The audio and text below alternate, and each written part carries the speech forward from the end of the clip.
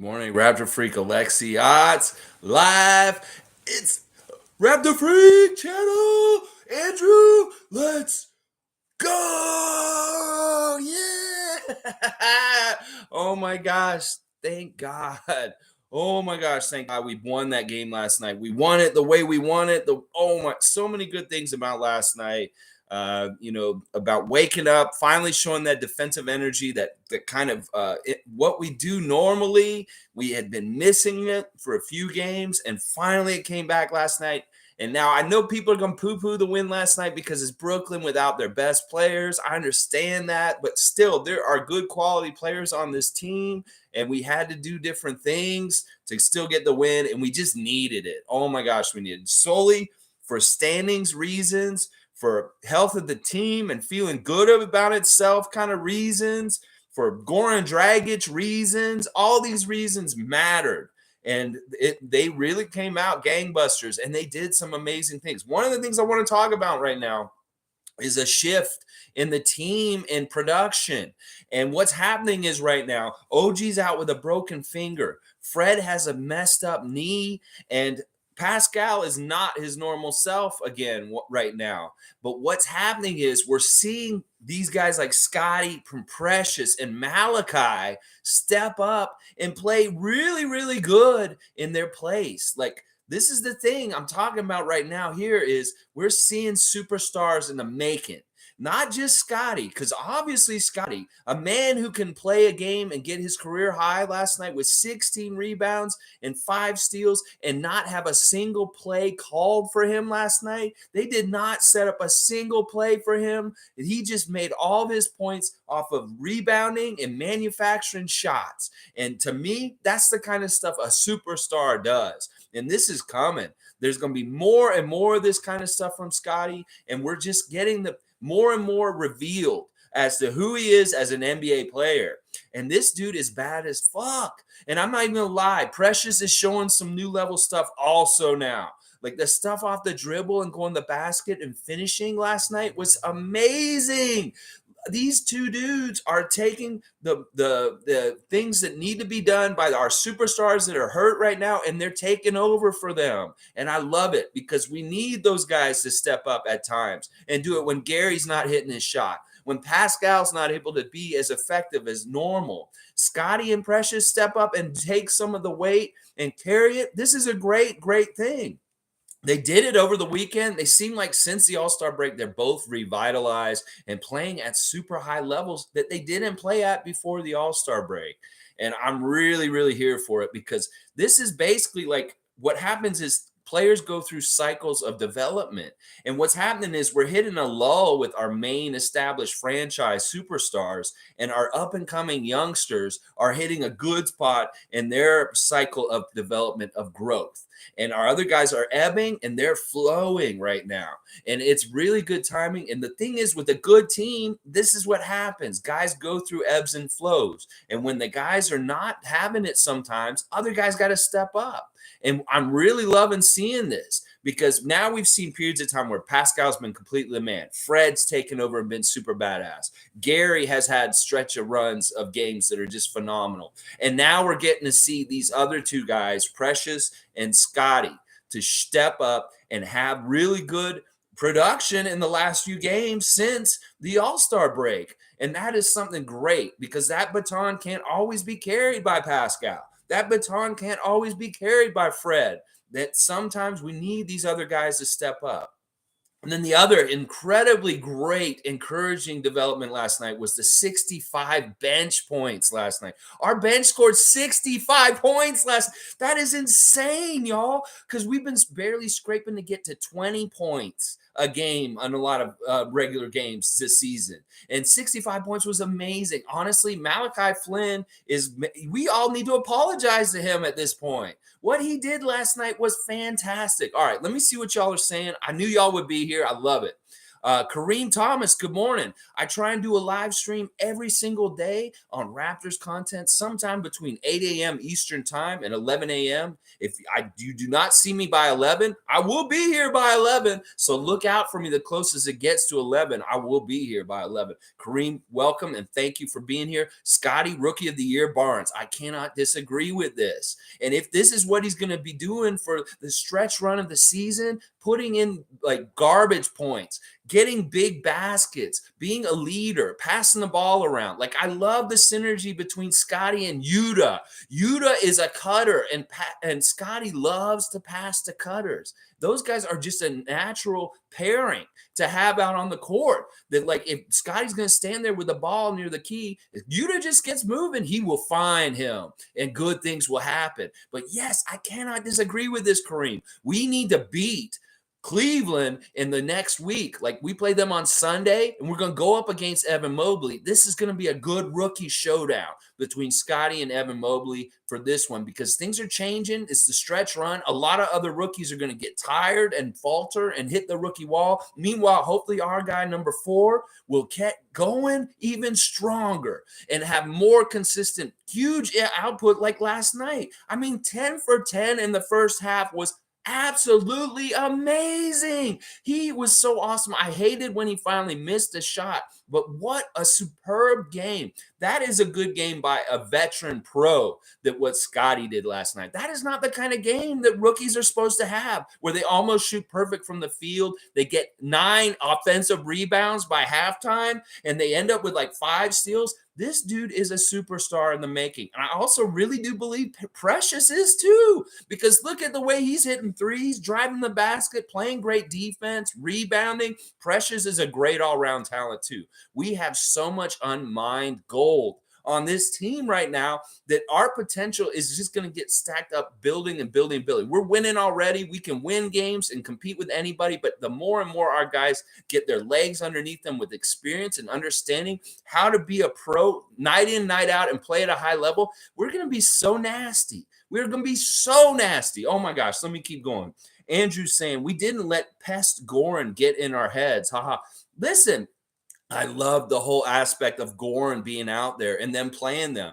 And Malachi, after the game in his press conference, was saying, he was being real cheeky about it. He's like, yeah, playing against him in practice earlier this season did inform the way we tried to play him tonight. And they did find success from their experience playing against him in practice earlier this season. They really did. Like, honestly, Goran got one open shot that he hit, a 3, and then he made one 3-pointer and an easy layup or something like that, or made a couple free throws or something. Who cares? He was ineffective. He did not do a whole lot to help them in that game. And Malachi was a much bigger factor in that game. So it's like, if you're going to compare guys, you should be comparing Malachi to Goran to a degree. And Malachi absolutely killed him last night. I mean, I was super impressed with Malachi.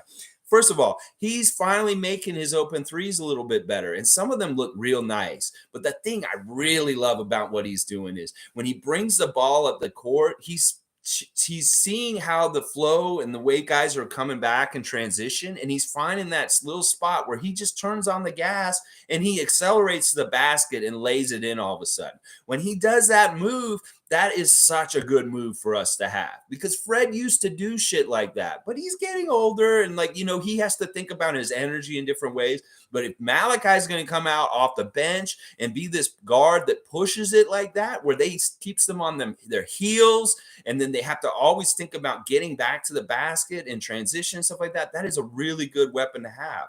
And I really do believe that Malachi needs to be in the regular rotation for the most part, unless we're playing against teams that don't have little point guards also, that they play really big overall. But I think he's got a really good place. And, like, honestly, all those guys had different things that they did when they came off the bench last night that I really, really liked. Like Yuta, obviously. Oh my gosh, that dunk. Let's keep going. But yeah, Goran didn't do jack shit to us, did he? No, he didn't. G saying, this is why I like you and Chef. Consistent support with helpful criticism when necessary. Thank you, G. That's what I'm saying. Like, listen, we can all shit on them when they have a shitty game, like they have had recently. People have gone so far away from them. You should have seen when I posted my preview yesterday on Facebook in a certain Toronto Raptor fan group, how much negative bullshit people were commenting on it. People were saying, yeah, Pascal plays. They're going to lose by 35. People were saying that Goran's going to own us. These are supposed to be Raptor fans. Sometimes I feel like there's Russian bots that are coming into Toronto Raptor fan sites and just saying bullshit just to piss us off. You know what I do? I just quickly block them. And I'm like, these people are negative people that don't really care about the Raptors. They don't deserve to see my content or have my content be available to them. So I just straight up block them right then. As soon as I see that they're a negative person and that they really don't support the team, that they just want something to tear down. And boy, oh boy, this was a great game last night. And I appreciate that, G. Anytime I'm compared to NBA Chef, I always am having a good day. Oh, yeah. All right, Callie, good morning. I love what you're saying here. Take that, Tragic. Yes, Callie, I know your stress meter was a little bit different. I know you didn't have a stress meter last night. You were having a love meter last night. I'm sure you were just reveling in it and loving that game, that second half. It was so nice to see our bench guys get in there and get quality minutes, do quality things, whether it was Sweet Svi, whether it was DJ Wilson, Thaddeus doing some things. I really got happy about Thaddeus last night because he was hitting open threes. He was playing much better on defense. He did miss his free throws, which still pisses me off. And they did shoot bad at free throws last night. If there's one thing they did last night that I didn't like, they were missing free throws still. But otherwise, everything was really, really solid. I mean, we shot at such a high percentage. We were out rebounding them. We were beating them in all kinds of different categories. And this is the thing. That Nets team without their superstars is what we just saw. And now tonight, Andre Drummond is day-to-day for tonight. They're going to not have any of those guys come back tonight. Not Kyrie, not Kevin, not Ben, not Joe Harris, and now possibly Andre Drummond is not going to play tonight, partly because of that hyperextension of his knee, that one move where he fell down and you saw how it bent. So they're not sure if he's going to play tonight. This is all gravy. And it only gets better, baby, because now they're coming back tonight to Scotia Bank Arena that is actually going to have full capacity fans there tonight. Lumpy Rex is going to the game, y'all. Lumpy just moved from Winnipeg to Toronto a couple of weeks ago, and he has purchased his first ever NBA Raptor ticket to go to the Scotia Bank Arena tonight and cheer for the Raptors, going to his first Raptor game ever. I love you, Lumpy. I hope you get so loud and get so crazy, and we see a good win tonight. And just soak it in, brother, and keep going to the games because you're gonna fall in love with how it feels in there. I know you will tonight. I'm so happy to see that you're going there tonight. Oh yeah, Seymour Pape. Raptors looked hungry last night. I loved it. Yes, it was like a totally different team. It's like they have split personalities. I really feel like they were still on the beach the last couple games. That back-to-back against Charlotte and Atlanta, that was just them not coming fully back. Maybe they were back in their bodies, but not in their heads.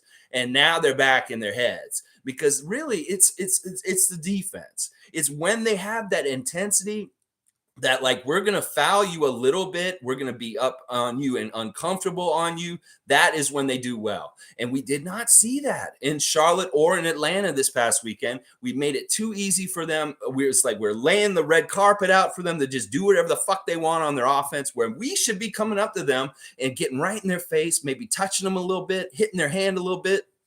When we do that kind of stuff on defense, that is the pesky Raptor defense that people hate to play against. And we weren't showing it in those other two games. And that's why it wasn't truly us, because we didn't have the intensity that we have night in, night out in the way we play. And we got it back last night. Thank God we got it back, because I was so scared that we had lost it and we weren't going to be able to easily find it again. But we did. We finally did last night. All right, Kareem saying, waiting all season for Goran to contribute to a Raptors win. Well, last night he delivered. Yes, Kareem. Yes, killing it. Oh, my gosh. That is statement of the day. I love that. You were waiting all season for Goran to contribute to a Raptors win, and finally he has. Yes. Bravo. Tip of the cap to you, sir. That was a brilliant statement. I love that so much. G saying Flynn played well last night. I totally agree, man. And listen, when I heard that he was going to start, I was like, this is good. because this means that we can give some confidence to this young man, that we, forget about his dad and his bullshit earlier this season. And maybe in a way, Eric Flynn was right to a degree, that maybe we needed to bench Fred a little bit and get Malachi some extra time. This is good because this possibly means that Fred will not come back to being 40 minutes a game. If he can come back and be like 30 to 35 minutes a game for the rest of the season, and Malachi's getting a regular run out there doing stuff because he's capable, he's showing a certain level of intensity on his defense, he's showing some playmaking ability, and then he's also hitting his open shot. And that was the big thing for me with those guys last night. Svi, Malachi, Yuta. I wanted to see them hit open threes. I wanted to see them have success. And all three of them had success at different times. Svi's going to take a little bit more, but I really do believe that he, especially with what's going on in the world, he personally should have motivation to excel at his craft right now, to get away and have the distraction of playing in the NBA and not have to totally think about his homeland and the awful things that are happening there right now. So, man, I'm so rooting for Svi and Malachi. Yes, obviously he's not going to supplant Fred as a starter, but I really do believe that I can feel like we can trust him more to be out there, and we're not going to have a drop off in intensity on defense or with our level of quality of play, that Malachi can do it. And I'm so happy. This is a great, great development. Callie's saying so happy for Flynn. He's fast and hustled. He really is an annoying defender. And in some ways, I liked him on Trey way better this past weekend than Fred, because he could keep up with him. He's just a pest. I really like him and Gary together. Like Fred and Gary are good together, but Malachi and Gary are also super good together, especially in their full court press trapping and like just getting to the next guy and working off of each other and getting steals. Because what happens is they both kind of steal the same way. They come around and they steal from the back. So if there's two guys coming around and maybe stealing it from your behind, you really got to watch out where you're going with the ball if you're playing against us. And that was really, really, really good. Yeah. Seymour Pape thinks Kareem's clutch. You are clutch for that statement, man. You're getting big points with us today. I hope you'll come back every day and drop more of these great one-liners on us. We love this kind of shit. Please come in here. We are here. We are your audience, Kareem. We want more of your humor. It is fantastic. G saying our bench was averaging 10 to 14. I know. This is absolutely insane. And part of it is, listen, once again, Siakam only 8 points, Birch 0 points, Gary Trent Jr. 12. That's 20 points between three starters. So your bench better be doing something for you if you're going to get only 20 points from three starters and you still score 133 points. Like, that is insane. I love the fact that we had our best scoring first quarter of the year, 42 points in the first quarter. That is a huge accomplishment for how we come into games so flat and started so shitty and always down by double digits at some point in the first 10 minutes of the game. And instead we did the opposite. We came out like gangbusters and we got 42 in the first quarter.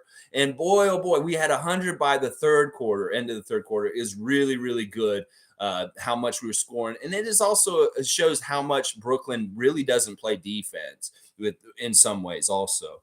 Let's see. Alistair saying Goran Dragic about to get the Vince Carter treatment. Tonight's going to be real interesting. Yeah, he's going to get booed. He should get booed. And there's nothing wrong with it. Anybody who's saying we're being salty about this with Goran, listen, this is pro sports. This is us versus them. This is just how it is. The Maple Leafs have their enemies. The Raptors have their enemies. Goran Dragic has been an enemy to the Raptors franchise for 7 years, at least, maybe even longer. He may have been an enemy to us for 10 years now. This has not changed. Just because he came and he was on our team on paper for half the season this year, and then he left and stuff like that, doesn't mean we forgive and forget. And all you fans are like, oh, this and that. And so other people are saying, talking so much trash for Goran. I don't understand, y'all. Why are you standing up for him? He's a privileged dude who's had a great life, who's got millions of dollars, and he doesn't need your support or you to stand up for him. We want to slag him. We want to beat him down. We want to insult him. That's our right. as people. Free speech. He's going to be fine. And you know what? Tonight, he's going to get a good welcome from the Toronto crowd. I really hope he does. And it's going to be fun. I just hope that the crowd really is alive, that it's really coming correct with energy and just is a part and a factor once again, that we see what we were lacking these last few months since New Year's, of not having fans in the stands, and how much that actually does help us. Like, I want to see a noticeable advantage because of us having our fans back last night. Tonight, I want to see that happen tonight, because it's something that we so deserve as a team. The team and the building and the fans, we all deserve it. The employees, everybody who's getting to come back tonight deserves what's going to happen tonight. And we want to win because of all that too. Oh yeah, Tom Duke saying, let's go. Great morning to you all. Yes, Tom Duke. Yes. Yes, I will do the real mascot matchup very soon. Raymond Jacob, Goran finally on a team with high aspirations. Yeah, listen, he was on that team also, but he didn't fit. It's true. He was too old for our youth movement. And now he's on a team that fits, because he's on a team with a bunch of old, on their way out kind of players in this league, like Blake Griffin, Andre Drummond, all those oldsters on the team with him. James Johnson. Oh my gosh, man. That dude played for the Raptors 3 different stints during his career, and his career has been long, and he's still around doing kung fu moves out there and causing all kinds of stuff. That time when he hit the ball against Precious, like a volleyball move. Yeah, he's always fun to watch. And that's something that shows that they're starting him right now, that they have to start James Johnson, somebody who didn't even start for the Raptors for a long time in the prime of his career. And he's starting for them now. And I know that a lot of it has to do with their injuries, but still, listen, Goran, you didn't trade up, man. You're not on a team that's more likely to win the championship, no matter what Vegas odds makers are saying. There's just too many different important players that got to come back and try and figure it out. Too little time. So maybe next year y'all might be pretty good, but I don't expect y'all to do nothing for the rest of this year. No. Second round exit for the Brooklyn Nets this year at the best. At best, that's where you're getting. Oh, yeah. Good morning, Alistair. Always good to see you. Seymour Pape saying, Utah's dunk is so underrated. That dunk had me jump out of my seat, and no highlights review from the mainstream media. Shaking my head. Listen, they won't show it in America, but they'll show it up here in Canada. And you know where they're showing the hell out of it today is Japan. Oh, yeah, that highlight is all over Japanese TV today, and much deservedly so. I completely agree with you, Seymour. That dunk was really a high talented one, because first of all, Yuta has been put in these situations on the other side where he's the one defending the basket against guys attacking the rim, and now he got to be the guy attacking the rim. And that could have easily been a block. That could have easily been a break off the side of the rim because of whatever get messed up, a foul, but he completed it. And the other thing that the announcer was saying, Leo and Paul were saying that he did it with two hands, and normally he's a one-handed jammer. So he really made that. That was super impressive.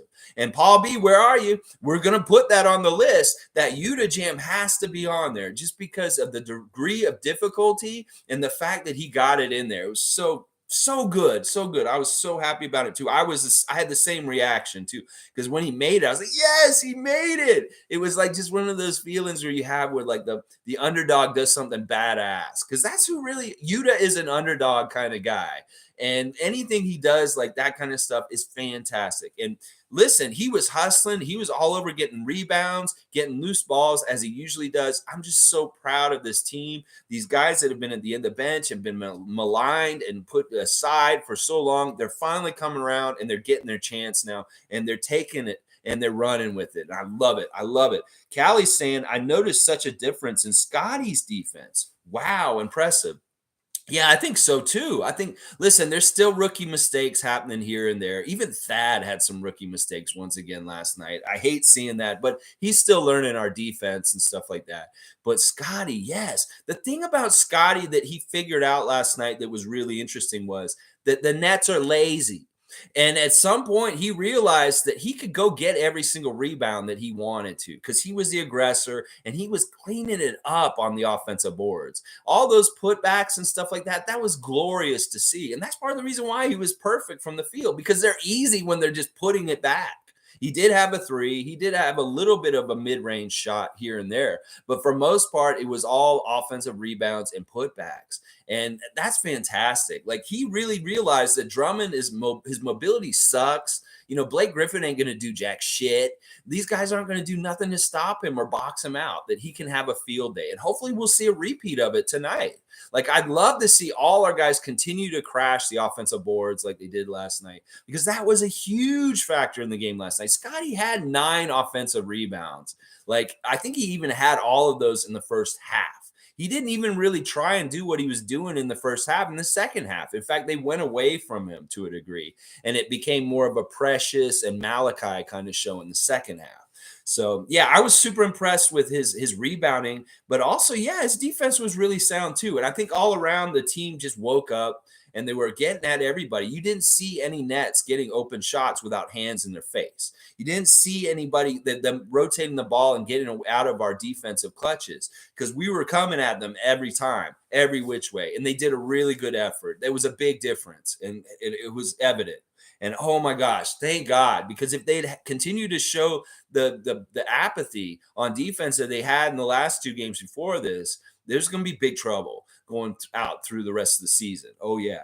Let's keep going. G saying Malachi has been a professional. Even when not playing, apparently he continued to work very hard in practice. Yes, just because his dad's been unprofessional, doesn't mean he hasn't been. I like Malachi. I've liked him all along. I didn't like how he struggled earlier this season. I didn't like some of the stuff going on with his dad, obviously. But listen, when Malachi has gotten regular run and played for us, he has had really good stretches where he's been a super good contributor to our team, especially last year in the Tampa season. Like he was really, really important for us during that year. There's some wins we have during the season last year that we wouldn't have had if we didn't have Malachi on our team. So he does specific things in his skill set that are really good for our team to have.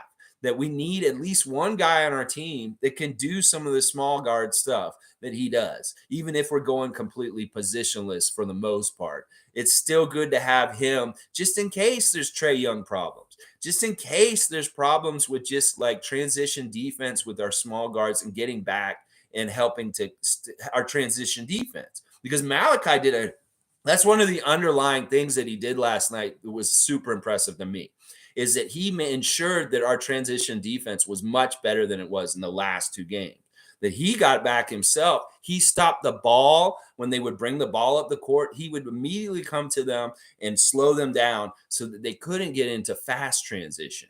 So it's really good all around. Like his defensive side stuff was super good. And then obviously he was hitting shots. He missed some shots, but for the most part, he was hitting shots and he looked really good. All right, let's keep going. Alistair saying Scotty guarding Goran gave me chills. You can tell Barnes wanted him. All those guys wanted him. Listen, it's like, Sensei going to the other team, and now Grasshopper has a chance to go and beat his ass. And all of them, like Chris Boucher was playing physical with him. They were all, when they got chances to play him or guard him, Champagny, it was all fun. But especially the Scotty Goran thing, because remember, at the beginning of the season, Scotty was the one who opened his arms up to Goran and introduced him to Toronto and made him kind of okay in our books. Scotty was trying to be the diplomat. He was trying to socially make everything work with this hated, dirty villain from another team being on our team all of a sudden. And, they did bond in some ways. They have a good friendship. And, of course, it's going to be fun to try and play against each other. And, of course, Scotty's going to absolutely kill Goran because Goran can't guard him in any kind of way. But Scotty can really guard Goran. Oh, yeah, he can. Raymond Jacob, I bet Thad impressed me last night. He did. The last couple games, I haven't been impressed with him.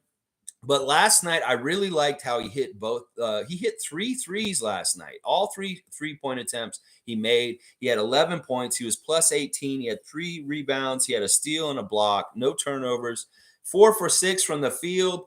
I can't complain other than the 2 missed free throws. And maybe he's just a bad free throw shooter, and I'm going to have to accept that about him. I don't like bad free throw shooters being on the team, but if he's going to shoot like Shaq at the free throw line, but do everything else pretty good for us, that's fine. But yeah, okay, Raymond, I will give him this one. That this game, and actually there was one. I think his first game I was impressed with him then also, but in the last 2 games I was not impressed. So this one was good though last night for sure. Andrew is saying it was funny seeing our tall guard swarm Goran and pay a bit of extra attention to him. Yeah, they definitely didn't want to let him in particular do anything. But listen, let's not get it twisted here. They did it to all their guards. Like, look at what Seth Curry did last night. What did Seth Curry do last night? What did Patty Mills do last night? Really, neither one of those guys got to go anywhere either. Seth Curry, 3 for 7, 11 points. Patty Mills, 1 for 8, 3 points, 1 3-pointer from Patty Mills. And that was it. So really, we guarded that position all around really well. And the other 2 guys are much more dangerous, especially Patty. I mean, Seth can be dangerous in his own, but Patty Mills is very dangerous to us this season already. And we controlled him. We held him down, which was really super good. Really super good. Alistair saying buyout deadline. Who we getting, Lex? Well, it looks like we got who we got. It was DJ yesterday. We got him on a 10-day. I know it's partly because OG's out. I think that what they're going to do is either one of 2 things. Either they're going to keep on DJ Wilson for the rest of the season, or they're going to transfer Justin Champagne's contract to from a 2-way to a full contract with the Raptors. Those are really the 2 things that are on the table at this point. That the extra player that was coming back is DJ, and that's who showed up. And hopefully the signs and the way it looks like it's going to be is hopefully he's the one. I like Justin, and I think Justin could be a full member on the Raptors roster, but I think in some ways DJ gives us more for that in the playoffs and possibility. That Justin is just like Delano. In some ways, he's in our system already. He's going to have this year to grow, and then maybe next year he can be a full roster player instead of just a 2-way. But that's the difference. I think it's either you're going to convert Justin Champagne from a 2-way to a full roster player, or they're going to give DJ Wilson a contract for the rest of the season. And I think it's going to be DJ, honestly, especially since we've waited so long to bring him back. Now he's finally back. We've seen him out there. Once again, he looked pretty good. He seems like he fits really well with us. So I think that's what's going to happen, Alistair. G saying Thad 11 points in 14 minutes. Nothing wrong with that. He was a little aggressive. I really was surprised by his 3-point shooting. Like, honestly, I was really happy to see that because actually the last couple of games I've watched the pregame shoot arounds, who's out there practicing and stuff, and Thad was shooting a lot of 3-pointers before pregame the last few games. So he's been shooting those threes like crazy, and apparently nobody else lets him shoot threes. Like, he hadn't made this many threes in a while, like in his career. Like, I think he didn't make any threes for the Spurs earlier this season. And he's just not, that's not what he's known for. So teams have not been feeding the ball or allowing him to shoot threes. And Nick Nurse, because he's just wide open, everybody can do whatever they want. Now Thad Young is getting to shoot threes all of a sudden. That's got to be fun for him. So hopefully maybe he can become an even better 3-point shooter, show this kind of consistency night in, night out. Hey, I'm all for it. Our 3-point shooting was super good last night, honestly. Like, we shot 47% from the 3-point line last night, and that's really, really good. I love that. I love that so much. All right, let's keep going. Raymond Jacobs saying DJ 6 points in 6 minutes. Yeah, he was the last one to get in there. I wasn't even sure if they're going to put him in because they had everybody in. They had all the bench guys in there with Thad, and then they decided to take Thad out and they put DJ in. And then he had that little issue where it looked like he might have hurt himself. That was scary, but real easy points, like a dunk and a layup, and then he hit one little mid-range near the lane. But yeah, not a bad showing. I mean, it's just him showing up. I mean, in the morning, he wasn't on the Raptors yesterday. He got signed in the middle of the day and came to Brooklyn and played for us that night. So that's good. Just all of a sudden, just showed up. Yeah, I think he's smooth too. G's saying he's smooth. Raymond Jacob, DJ and Delano are pretty to look at. They got their long dreads and hair. They got similar style, I guess, in some ways. Let's see, what else are you guys saying? Oh, it jumped ahead. Oh yeah, this is good. I got to catch up. Seymour Pape saying keep DJ Wilson on the team too. He is a diamond in the rough. I think he's got really good offensive potential. I think he doesn't take away from the other guys. He kind of can just complement them. I love that he's really tall and then he can rebound. I'm sure he can block some shots near the basket also. I do want to see him play a more physical kind of defense or have tests against like maybe starter caliber kind of offensive players where he has to play defense. Like I want to see how good his defense can be also. But yeah, everything signs are pointing to like DJ Wilson being a very capable contributor to the Raptors rotation and anything. If anything, he's just more insurance as another long, tall guy who can score at the end of the bench. So Kareem saying Jurassic Park comes out June 10th, 2022, but I believe it comes out tonight. Fuck Brooklyn, man. Kareem, dude, this guy's like rookie of the year today, man. I love the stuff you're saying, man. Okay, so there's a new Jurassic Park movie coming out in June. Well, hopefully, maybe that'll be right around when the Raptors are winning their second championship. So Jurassic Park, get a tie-in with us. Let's get the Raptors involved in your movie coming out, and like let's just have a big crossover. Bring some cool dinosaur animatronics and put them out in Jurassic Park with our fans during the playoffs and have them out there like raw and all that kind of stuff. I would love that. Oh my gosh, very cool, very cool. And yes, fuck Brooklyn is in full effect last night and tonight, baby. Totally that. Oh my gosh. Speak the Maasai proverbs. Fuck Brooklyn. Yes. Callie saying, agree, love DJ. She loves the DJ move. Monique was so happy that we got DJ Wilson back. She has been crying out for this for a couple months. She's like, get DJ back. When are we getting DJ back? And then when I saw the news yesterday that we got DJ back, I was like, oh, Monique is going to be so happy we got DJ Wilson back. And I am too, honestly. I really am too. And I knew this was going to happen. It's like people were like, well, where's DJ Wilson? What happened? What happened? And, I was like, well, wait, we stash him away and we'll bring him back later on down the road. Watch. And we did. We finally did. Raymond Jacob, Precious was looking mighty Precious as well. I know. I cannot understate how impressed I am with Precious and Scotty in this new levels of play that they're showing like last night and over the weekend, the different things they're doing right now. It really is something that is necessary because our main guys are faltering to a degree, whether it's, like I said, OG's out with a finger injury. Pascal had the flu. He did not feel 100%. He hasn't played as well since coming back from the All-Star break, and Fred's knee is messed up. So who's going to pick up and carry the water for the Raptors? Scotty Barnes. Who's going to come and get the rebounds and get us some points off the bench? Precious Achua. These guys are stepping up and they're showing more and more the athletic and talent promise that they have as players. And like, listen, people are saying, oh, the Scotty could be the next Giannis after last night. People are saying that today. They're like, this guy looks like the next Giannis. He's actually ahead of where Giannis was in his rookie year, y'all. Let's not get this twisted. Scotty Barnes is playing better in his rookie year than a lot of great superstars do in their rookie years, and they go on to huge things. So just imagine if he can get this exponential like they have, like Kobe has, like Kawhi has, like Giannis has. What is the exponential rate that Scotty's game is going to progress and get better at? That is what we really have to think about. And then on the down low, it's a double barrel shotgun, y'all. It's Precious too, because Precious is that high level kind of talent also. And there's really people are underestimating his shooting touch, and they're underestimating his ball handling and his ability to possibly become an all-around offensive player. That he isn't just some sort of big guy that's going to rebound and play good defense. That this dude actually may have some offensive chops that he's getting developed, and we need to all let him and allow him to grow and see what's going to happen. And I'm so glad he's with Nick Nurse, because if you were with Miami still, Precious, you would not be getting this kind of development happening this quickly in your second year.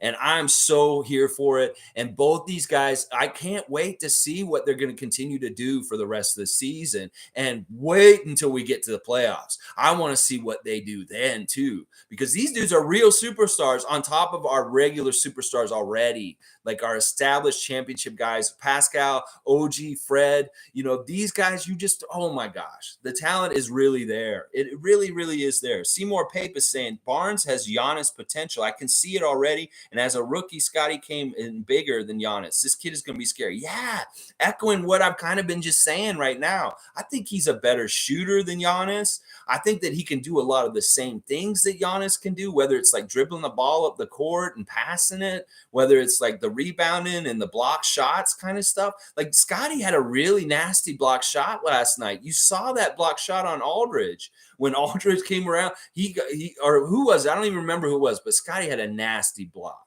last night. Really, really good block. G saying, so far, Lowry got his precious stat and potentially DJ due to Goran trade and opening buyout space. Yeah. I mean, listen, Miami fans are going to say they won that trade left and right, especially with how things went with Goran, but they may be very wrong. Because listen, you may have just traded us a Giannis for a Kyle Lowry. And that's what I'm saying right here. Precious was the real deal. Holyfield, the important thing that Masai wanted in that deal. And he is really going to be a badass. Like we got our claws into him, and he's a Toronto player now. And we want to keep him here as long as we can because his potential and his growth is going to be astounding in the next couple of years. We can see it in what he's doing right now. I mean, last night, some of the stuff he did off the dribble and then the shots in the air and adjusting and making the shot really impressed me. Like this is a totally different kind of thing than standing near the basket and missing bunnies. That's something that they were knocking him for, but maybe that's not the way he needs to be trying to score. Maybe he's way better off the dribble and trying to go around guys and hitting contact and just laying it in and shooting over guys in the lane. And that's what I'm saying. Oh my gosh. G's also saying he's 30 to 40 pounds bigger than Giannis was as a rookie. Yeah, this cannot be understated. This kid is not totally like got an NBA body yet. His muscles are going to develop. He may grow another inch or two still in his height because he's only 20 years old. There's a lot of nasty things about Scotty as a prospect and as a bona fide contributing NBA starter that we can point to a lot of really good things that are on the up about his game and his potential and development as a player as we go through the years of his career coming up. Alistair saying, people forget Malachi dropped 14 points in one quarter off field goals. Yeah, Malachi can score real fast and real quick. It's just, that's what I was saying. Like last year, he had so much run and he was getting so much time. He kind of took it for granted. And then this year, it was real logjam. So many guys that should be playing. And then Nick went really heavy on his main real talents and he got forgotten.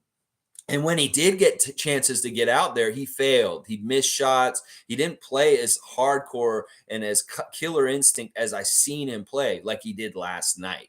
That's what I'm saying. Malachi can have a killer instinct to his game that is badass. And he was lacking it at times when we'd see him even in short stints earlier in the season. But he had it all full effect last night. And the thing I love about it the most is that he showed endurance last night. Like how many minutes has Malachi played in most games this season? He played 34 minutes last night. And I'm going to tell you right now, his intensity didn't falter. It stayed the same pretty much the whole time he was out there. It was the same kind of level of energy and output on defense and just the same kind of quickness and burst on offense also. And I love that. I love that. This is great because last night was great for all kinds of reasons. Besides the Scotty and Precious stuff I've been talking about already, but also we can trust our bench a little bit more. We can open things up a little bit more. Yuta can be trusted more. Malachi can be trusted more. And it looks like the door to opening up and allowing Svi to be trusted more again is also starting to happen. So it's just really good developments all around for our bench and our younger superstars is what's happening right now. And then when we get the established guys back 100% and they're playing better, just look out. Forget about getting Ben Simmons and getting KD and all these guys back for the Nets. Wait until we get back full strength again with our younger guys showing up even at a higher level than they were before, because Pascal and Fred were doing a lot of it. Gary was doing a lot of it in the last 2 months. And now Scotty and Precious are doing it. I love it. Monique's here. Go Raptors. Yes, Monique. I was talking about how you love the DJ Wilson acquisition back. Alistair's saying, remember DeMar fought Dragic after the game in 2018. I know. I keep trying to tell these idiot fans that are like forgiving towards Dragic that they don't realize how he fought against the two greatest Raptors of all time. That the history of 2015 and way back then of stuff, like I'm wearing the playoff shirt right now. This shirt right here is a playoff shirt from when we played against the Miami Heat in a series. This was a shirt that was on a chair when we played against Goran in a Miami Heat playoff series. And in that series, he did a dirty shot to Kyle Lowry. He could have hurt him and ended his career, possibly with the stupid shit he did. And then he had a dust up with DeMar, and they looked like they were going to fight. So this is what I'm saying. There is a real reason for our animosity. It's like I'm an elephant. I never forget. I don't forget shit that happened in the 90s that slighted the Raptors. I still haven't totally forgiven Vince Carter. So listen, all y'all who want me to forgive Goran Dragic right now and stop being salty towards him, no, because first of all, he's been a goon towards us. He disrespected our team last year when he got traded to us. Then he said he was going to be professional. And then some people say he's been professional, but to me, he hasn't been totally professional this year. And now just seeing him get what he wants after all, through all of this, and now he's on the Nets and stuff like that. I hate it because I didn't want him to get what he wanted, whether it was going to Dallas or the Nets or something like that. And he still won't get what he ultimately wants. And that's a championship, because the Nets are not going to win the championship with their team coming together this late in the season, especially with a guy like Ben Simmons, who's never played with them at all. So they're really dreaming if they think they can just throw this ready-made package together and get a cake out of it at the end of the year, because it ain't going to happen. You need to make this recipe over time, over the season, like teams like Miami and Chicago and us. That's what you got to do. You can't just throw it all together in the last month of the season and think that it's going to work out. No, it won't, Brooklyn. You're going to find out. You are going to find out. Mars Smith, good morning. Here every morning, live streaming about the Raptors daily, reacting or previewing whatever's going on. Today we're doing both. Previewing the Nets game tonight and reacting to the Nets game last night. As long as he remains on the Nets, we will obliterate them. Yes. I think that if he had gone to the Lakers, we'd obliterate him there. You know, the Mavs are tough. We've already played them twice. We wouldn't have played them again this season, but you know, that would have been a tough one. But yeah, I agree. I think that Dragic, once again, he kind of signifies the Nets kind of building philosophy. Let's get these old, past their prime, possible Hall of Fame kind of level, former All-Star kind of guys on their team, like Blake Griffin, and you just stack them on that team. And they're past their prime, is what it is. Goran Dragic is past his prime. Blake Griffin is past his prime. I think even Andre Drummond is past his prime to a degree. So the family. Good morning to the family. Always happy to see the family. I will say what I want about that clown. Listen, don't even say it. I see the little emoticon of the clown. I know exactly who you're talking about. And listen, it was so sweet. So beautiful. We have our tea next to the window today as Raptor fans. That is where we are today. We are Kermit next to the window with the cup of tea, and we are sipping it so nice in the sunshine next to the window because of what happened last night with Goran Dragic and the Nets, and that game was a blowout. Listen, we've been getting blown out lately, but we didn't get blown out as bad as we blew them out last night. Oh, yeah, we beat them by almost 40 last night, and listen, that's that's pretty awesome. I love that so much. Andrew saying trading Lowry gave us the added perk of sending Goran to the shadow realm of Brooklyn.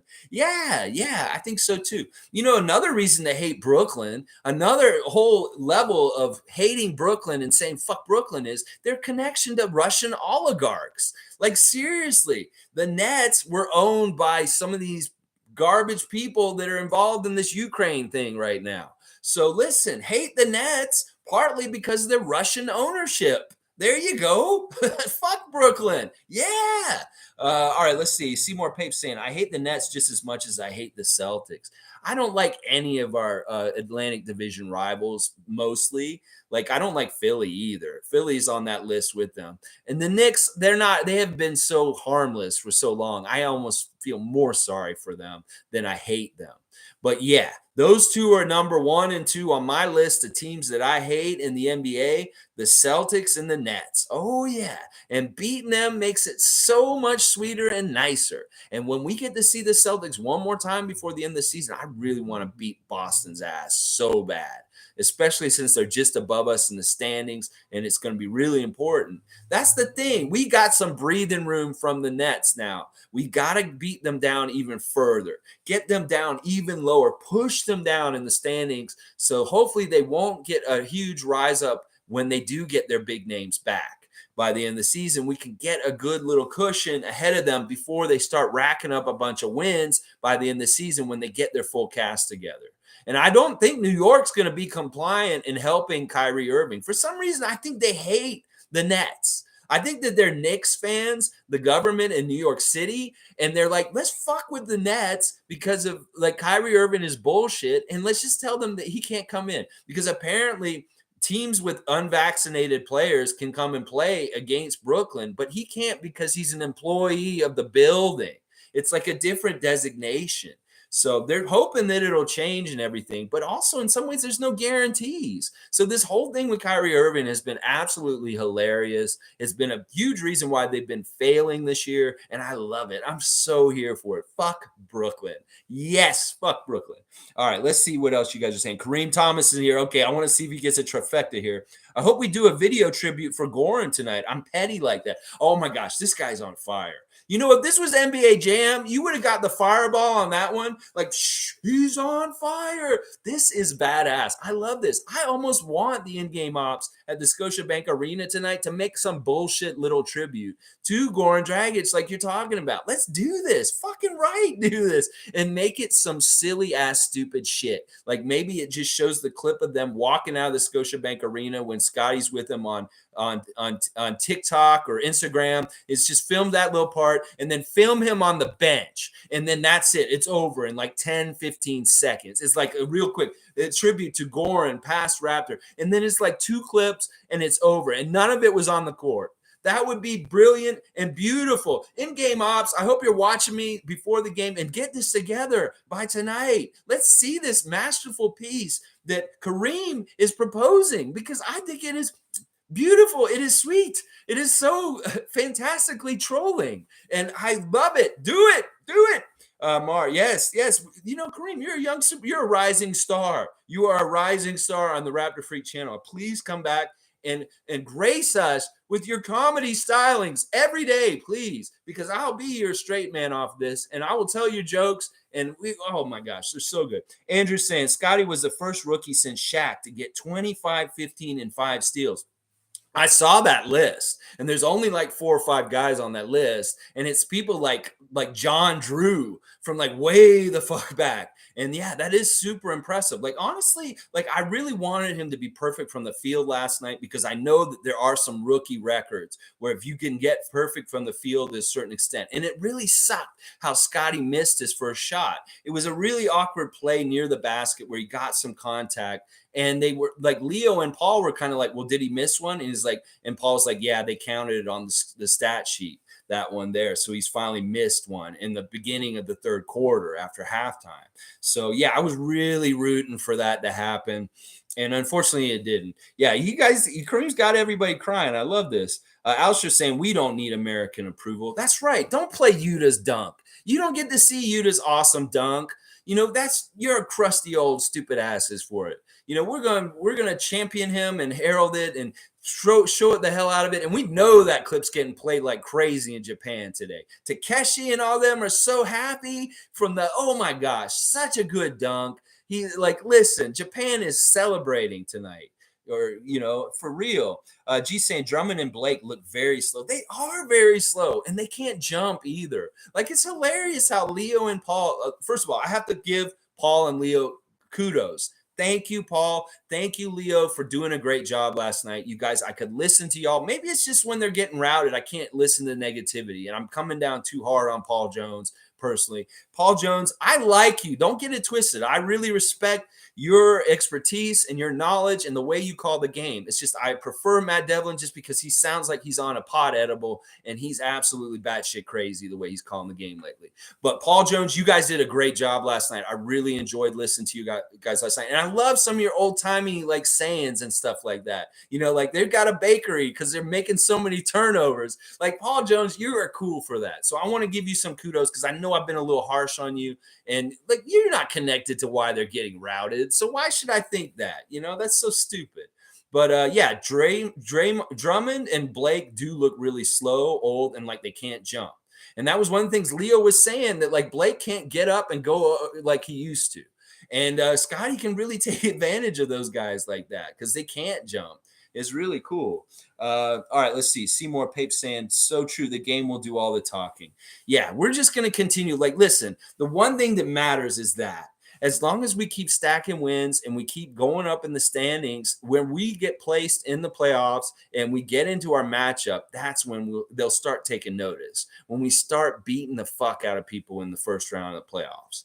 And that's going to be badass. That's when they'll start opening their eyes again some more because we faltered recently. And now everybody like Dick Jefferson saying, well, this is who the Raptors are. No, no, no, no, no. We're like that zombie you shot in the head over in the corner of the yard, and we just got back up.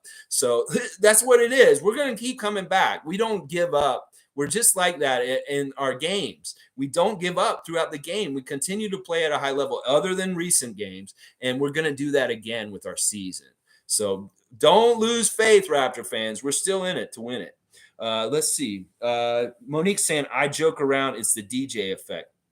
DJ is a good luck charm, hopefully. I mean, there's sometimes that we've lost some bad games when he's been involved also, but it was a nice boost hearing that he was coming in. I mean, we've had really bad time with our team like recently, and they've been kind of hanging their head and been sad. And having reinforcement called in the middle of the day yesterday, even if it's psychologically, it's something nice. Like I know Thad was a new addition recently, but DJ in a way, it kind of made us all be like, yes, as fans, and maybe even possibly as the team. Like, okay, this is another guy who's capable that we've got to help us and stuff like that. Seymour Pape saying, I see Thad being our PJ Tucker, hit those corner threes. That's an interesting comparison. I wish he could play defense like PJ Tucker. Honestly, that'd be fantastic. And he's doing okay.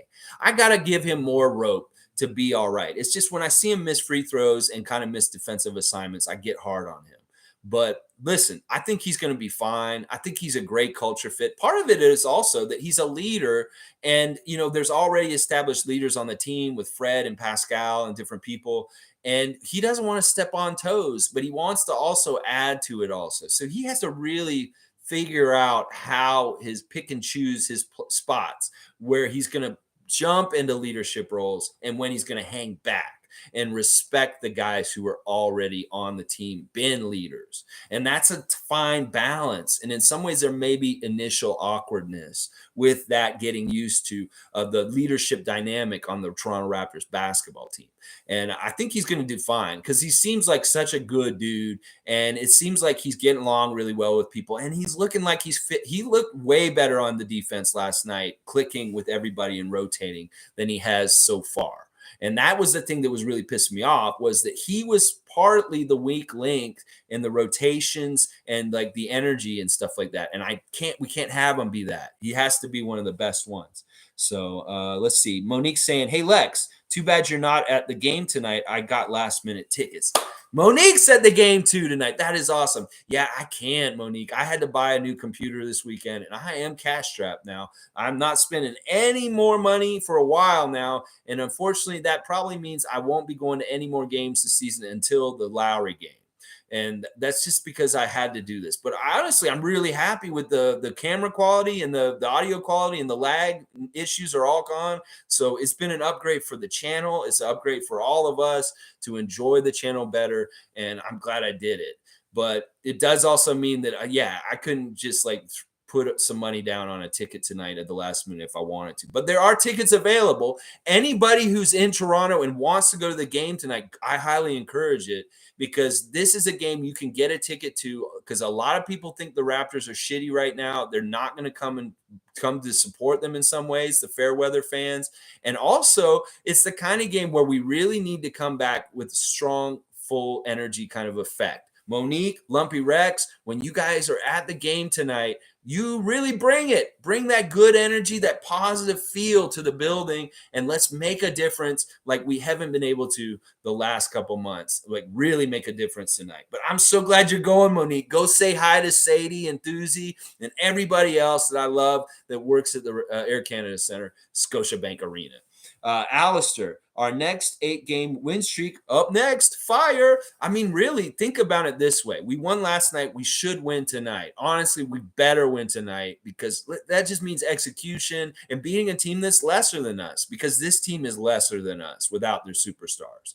And we really need to make sure we take care of business tonight. And then it's the same thing on Thursday and Friday this week. We got 2 teams at the bottom of the Eastern Conference that are dangerous. They're both dangerous. We barely beat Orlando in the first game at home against them. I was at that game where we won by 1 point at the last second. And then in the other game, we're playing Detroit. I don't need to say any more than that.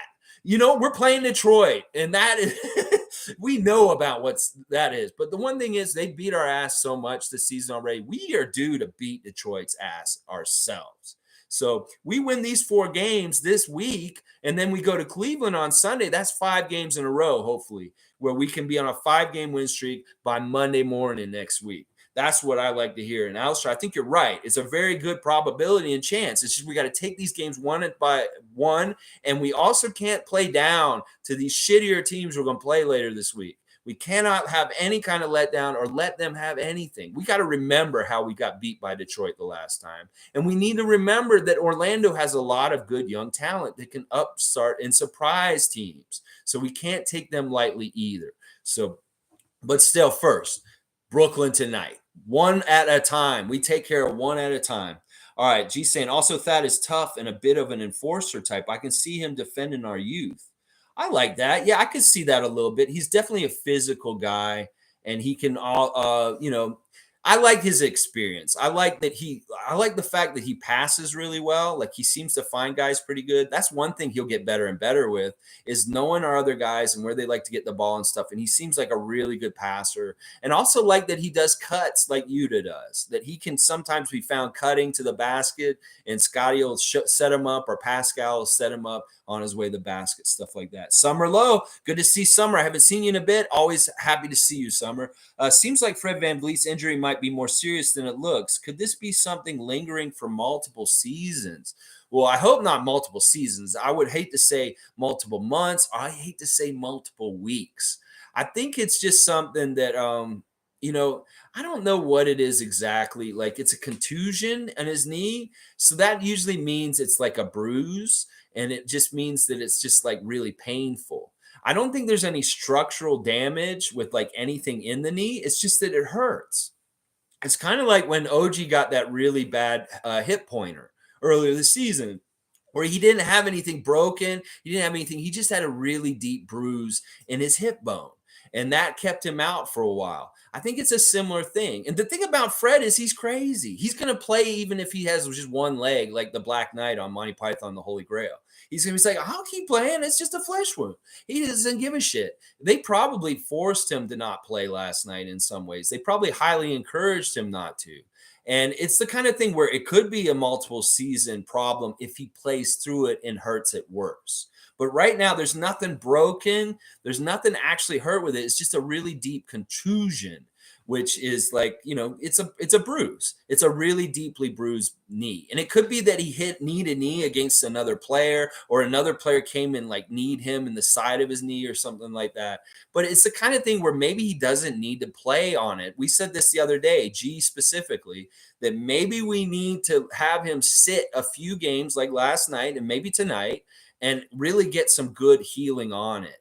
And then it won't be a long-term kind of thing. I think that this is just like a regular kind of nagging injury that different players go through time to time. It's not anything that long-term will be an issue, hopefully. Knocking on wood, Summer. But yeah, that's what I think. Kenny saying Thad and DJ look good. More reps for the bench, and we will be fine. Svi's stroke back also. Yes, so good to see Svi get his stroke back. We have more bench players. We've been having a problem with the weakness of having a good bench, no scoring off the bench, nobody on our bench we can rely on, and now that's changing. That's changing. It seems like we can give some rope to these guys, give these guys auditions in big games against big opponents. Just put them out there, maybe one at a time, not three of them all at once, like one with regular starter guys, and have them see if they can get a little on the surfboard and ride that wave for a while in the game and do really well.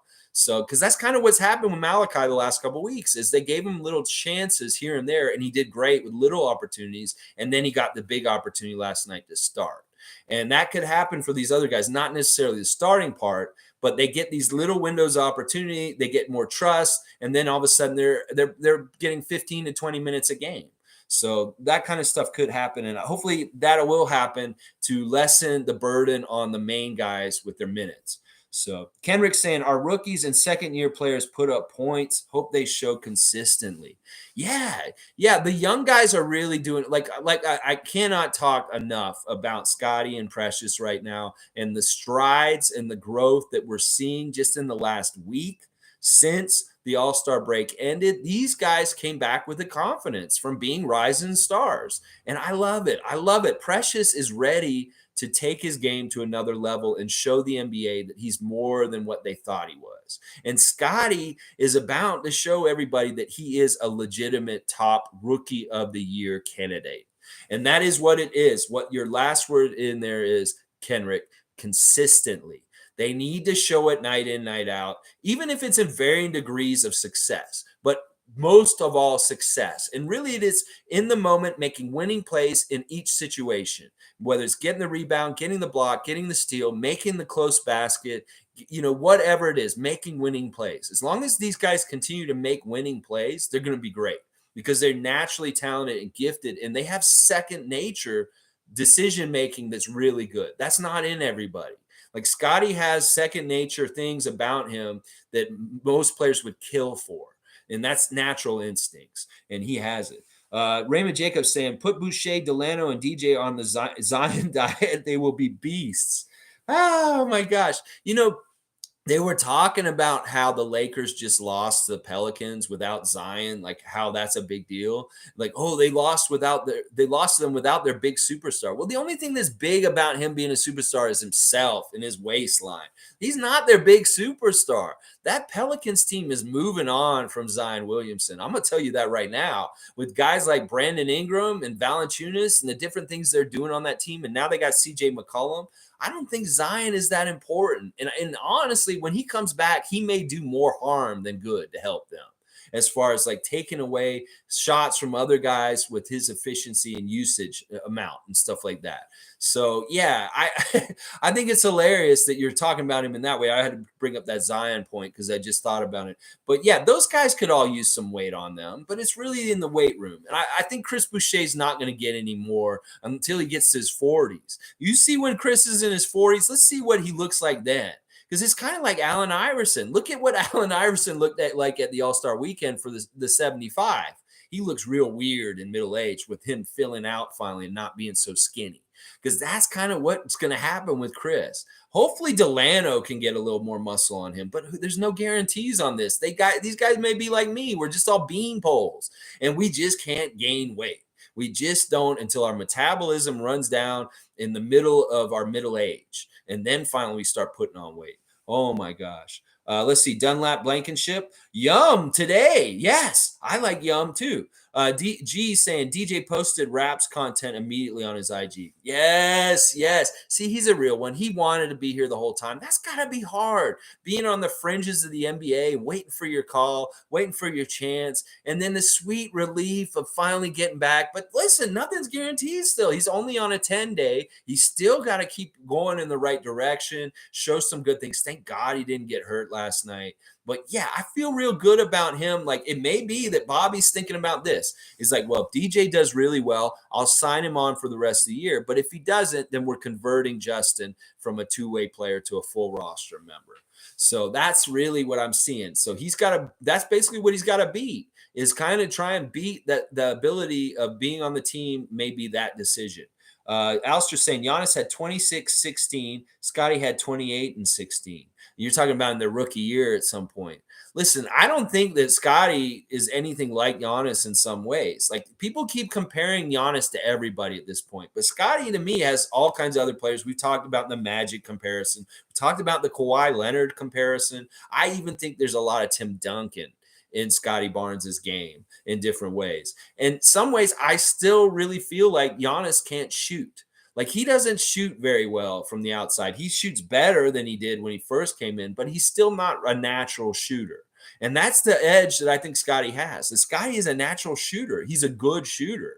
Like, his three-point shot looks really nice. Like, in Giannis, his three-point shot looks ugly and awkward to times. So I think that's a big difference and a big advantage for Scotty when you're comparing those two guys, is that Scotty's shooting is better than Giannis is. And that's going to really help him in the long term. Seymour Pape saying Trent is so underrated, man. Came from Duke, where Reddick and Kennard went to. You have to be a great shooter to go to Duke. This is true. Duke is a winning program. Duke is an amazing place to be for your college experience. And, he is from that family. He's one of those kind of guys. And you're right. There's a lot of players on our team that are underrated in different ways. We get discounts for different reasons, being Canada's team, just not getting as much media presence in the U.S. But these dudes are badasses. Like, if our team was in the U.S., the way that they would talk about the Raptors and our guys coming up, like Pascal and Gary Trent, would be like rock stars. They would be trying to push these guys as new stars in the league and stuff like that. And I think that you're right. The connection of Trent to Duke University is really important, because that's a winning connection. That's a winning place. And once again, like so many different people on our team, Gary Trent Jr. is a winner at different levels in his whole entire career in his life. He's won at all the levels he's played at. And that's good to have that common thread through a lot of our players on this team.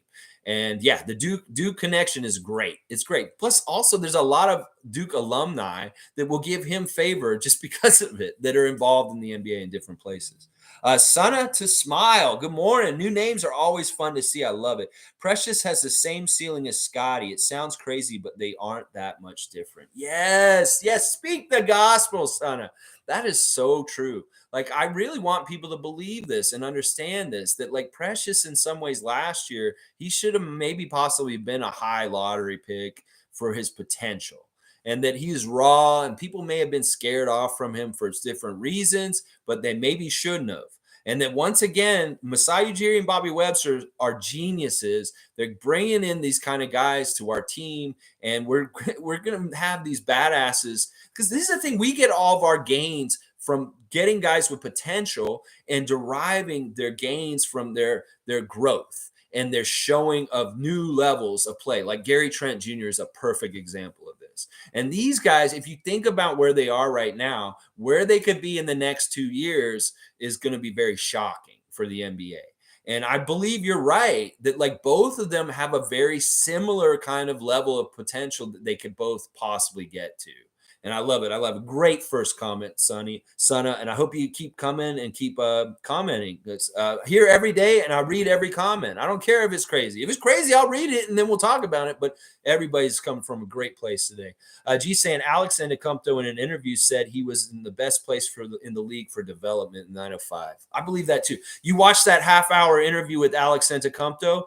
I'm going to watch that today. I have it on my YouTube queue to watch this afternoon. I'm sure it's a really good one. They've interviewed a couple of different G League players on our 905, Savannah Hamilton and her friend, and they've done a great job. I like the Reggie Perry interview. They had Hagens on. They've had a couple different guys, and I'm interested and curious to see that. Plus, the 905 are playing tonight, y'all. It's 7:00. They're playing the Maine Celtics. It's at the same time, so it's unfortunate, but they're rolling still too. They're second in the Eastern Division of the G League, and they're badasses. Like, I love watching 905 games now. They're just fun to watch at this point.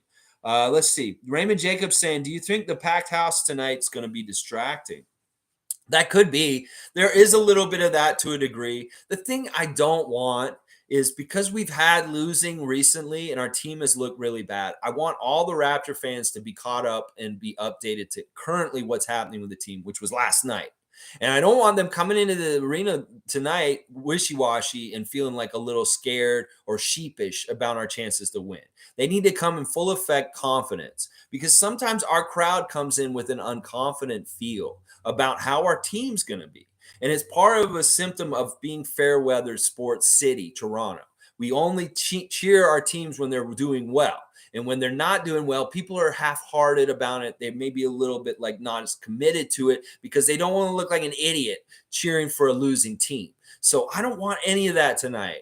We cannot come out there. And if they start poorly tonight against Brooklyn, we cannot have the crowd compounding the issue by being kind of uncomfortable and not confident in the team. We need to be confident as fans and be loud for them when they're struggling or they're doing well, because we can be the baseline, the static, all the time thing in that building. And that gets taken away when the other team does really well and we react to it in a way of shutting up and being quiet and acting like we're, submissive to the other team. We cannot allow that anymore.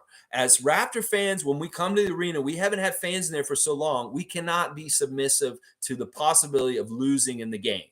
We need to be aggressive and awesome no matter what's happening, and root for this team no matter what. That's a change I want to see with Raptor Nation as a crowd in our home building. That we never ever have these moments where everybody's going like, what the fuck? And then they're like, that builds that whole uncertainty, less confidence in the whole building. You can feel it when it's like that in there. And I don't want that anymore. So if you ever feel that in the building and you're there personally, try and swing that energy the other way. And just get people involved and encourage them in a positive way, and not Chicken Little in the building, because that's what happens. The fans will Chicken Little in the middle of the game when a couple of things go wrong, and that it just is an avalanche. Like it makes the snowball grow bigger and bigger and worse. So that's a big thing right there. Let's see. Tom Duke saying, let's start sipping tea and starting a zombie win streak. Let's go. All right, Tom, I'm just going to do this real quick. All right, so the real mascot matchup is this. Basically, he's still back in the back of the van. He bit one of the guy's arms off. He's like, they're still trying to catch him. Like, he still hasn't gotten away from these net dudes with the white van, and they're trying to take him to the Everglades because they think he's an alligator, but he's a raptor, and he can't say anything because he's the guy in the mascot suit. And they throw another net over him, but this time he like changes right away into the Velociraptor, and he just like shot, and the net goes flying off, and it lands on the guys who put the net on him, and now they're just nicely caught in the net like Scooby-Doo style, and the Raptor just walks away. So there's your real mascot matchup for the day. Is a second try with the net, didn't go down as the way they wanted. It jumped off of them, and now it's on the other guys, and everything's fine. All right, so there you go, Tom Duke. It's a little short today because I'm already over an hour. And, it's the same game as yesterday. It's kind of like a rehash. So, Raymond Jacob, Alex, did you really upgrade to 5G? I think I did, Raymond. I mean, I went and got a new Dell. I got a new Dell Latitude. Apparently, this model is like $3,000 at Best Buy normally, but I went to an independent computer repair shop that sells computers also. I know the guys in there. I really trust them. And they gave me a huge deal. Like, I got this for 3 digits. And so far, I'm super happy with it. There's been no lagging. I've been able to stream and do different things with it, and there's been no issues at all. So, yeah, I think I might have got on that 5G train, bro. And I feel good. I feel good. Oh, yeah. We upgrade this channel, and hopefully we upgrade our defense on the Raptors team. Oh, yeah. Seymour Pape saying Cleveland and Denver are the only competitive games over the next 9 games, and tonight we need them wins. That's very interesting, Seymour. You even include Cleveland. Cleveland's on a slide right now. They've been losing games to teams they should not be losing to, and they're kind of doing something that I predicted was going to happen to them in the first half of the season now, because I thought that they looked strong longer than I thought they would, but now they're starting to falter. So Cleveland is ripe for the picking finally for different reasons. They have injuries and different things that are going on with them. Maybe chemistry issues also, because they're losing to teams they shouldn't lose to. They lost last night, in fact. I believe they lost last night. Didn't they lose last night? They didn't play last. Oh, yeah, they did. They lost to Minnesota by 5 last night. So Hey, but yeah, Denver's definitely a huge tough game. But that whole road trip when we get out west is going to be tough. Like the San Antonio game will be tough. The Laker and the Clipper game, obviously, they are what they are. And the Phoenix Suns in Phoenix, that's going to be a really tough one. So there's going to be tough ones coming. Kareem saying Flynn's stat line 12 points, 6 assists, 6 rebounds, and a technical foul for punching Dragic in the nuts by accident on purpose. Yeah, Dragic punched him in the nuts and he got the foul shot. Yeah, that was great. I love that actually. I really like what the refs did last night with going back and checking stuff. Like that James Johnson foul on Gary Trent with his neck was the right call. And I like that they went back and reviewed it without a challenge or anything and they said this is a flagrant. And they actually gave us free throws and the ball on the side out. Thank goodness. Thank you, refs, for showing me to have some faith in y'all to make the calls when 30 shit's going on out there. And then when Goran hit him in the nuts after he stole the ball from him, that was just the next one where I was like, okay, the refs are actually doing us a solid and calling this game right. Because that was a dirty play. You saw how Malachi like bent over and was like, oh, and it's like, he wouldn't do that unless that was dirty. That was classic Goran Dragic dirty. I'm going to hit you in the side because you just stole the ball from me kind of shit is what that was. It was hilarious. Anyway, y'all. All right, let's see. G saying, yeah, the refs were great last night. Totally.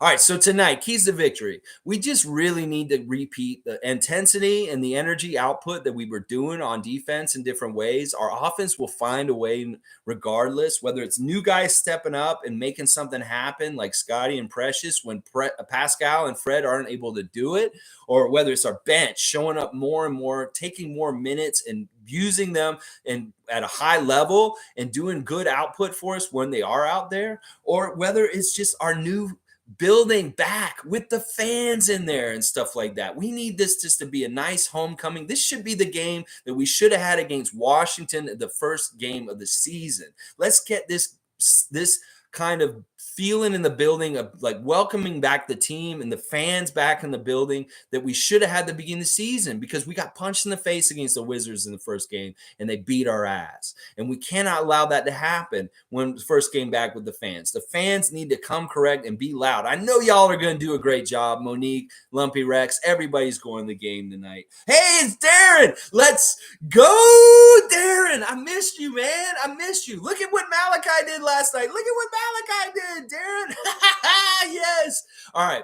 Anyway, y'all, let's go. Please like, comment, subscribe if you can. I'm trying to get up to 1,000 subscriptions, because then a whole thing on YouTube opens up for you to do things like have things and stuff. So I'm on my way there. So if anything I said today, you enjoyed my stream, please hit that red subscribe button.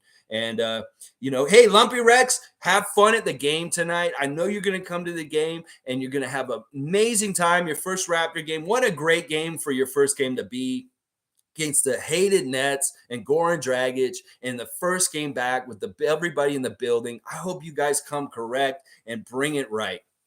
All right, guys, let's go beat the Nets. We got to get them 2 nights in a row, and I really do feel good about tonight, but we really can't have any kind of letdown and a backslide from what we showed last night. We cannot revert back to how we were last weekend. And the flex offense will help us get more open shots, and different guys will come in and contribute and do different things. I love that we have more guys that are possible to potentially help our team win. And that's what we need. Lumpy Rex, you don't lose your voice tonight. I'll know you didn't do enough. All right. And I am expecting you to come in with some comments tomorrow and let us know how it felt in the building personally from your experience. Also, Monique, same for you. If you could both come and report back to us on the reaction live stream tomorrow about what was happening in the building, we would much appreciate it. All right, guys. All the best, everybody. Tom Duke, Darren, Kareem, Seymour, everybody who joined us this morning, all the new names and new faces and stuff. Thank you. We'll be back tomorrow or between 8 a.m. and 11 a.m. for the reaction to the game tonight. Let's go, Raptors! Oh, yeah, baby. Woo!